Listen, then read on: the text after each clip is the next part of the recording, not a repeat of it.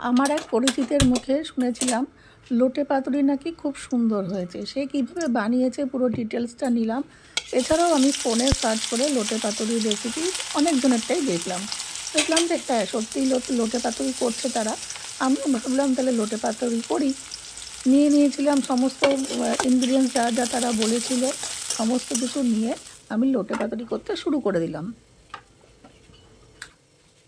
এই লোটে পাতুরিটা খেয়ে আমি খুব ডিপ্রেসড, খুবই ভেঙে পড়েছিলাম।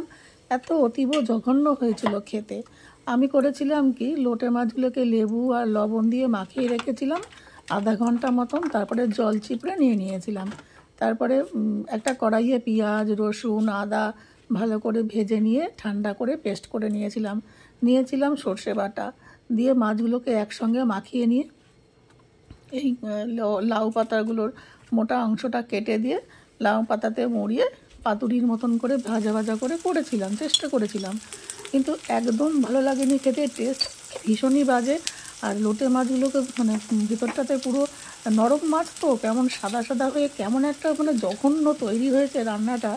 আপনারা যদি লোটে পাতুরি করে থাকেন বা অপূর্ব স্বাদের যদি লোটে পাতুরি হয়ে থাকে, আপনারা কীভাবে করেছেন প্লিজ একটু আমাকে জানাবেন, যাতে আমি আবার যেন এই রেসিপিটা করতে পারি এবং ভালোভাবে খেতে পারি।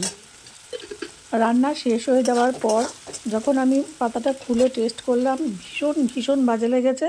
তারপর কি করব, অতগুলো মাছ কিনেছি, দাম দিয়ে ফেলে দেবো। তখন ওই পুরো পাতার থেকে মাছগুলোকে নিলাম, মাছগুলোকে ধুয়ে আবার যেরকম আমরা লোটে মাছের ঝুড়ি তৈরি করি, অল্প একটু পেঁয়াজ বাটা, রসুন বাটা, একটু টমেটো দিয়ে, টমেটো তখন কাটার সময় ছিল না, আমি একটু টমেটো সস দিয়ে এবার একটু ঝুরো মতন তৈরি করে আমি আবার এই মাছটাকে খেয়েছি। যারা লোটে পাতুরি খান বা করেছেন তারা আমার রান্নার ভিডিওটা দেখুন এবং আমি কোথায় ভুল করলাম সেটা আমাকে প্লিজ একটু সংশোধন করে দেবেন। আমার জীবনে এটা প্রথম ব্যর্থ রেসিপি হিসাবে এটাকে আমি চিহ্নিত করলাম।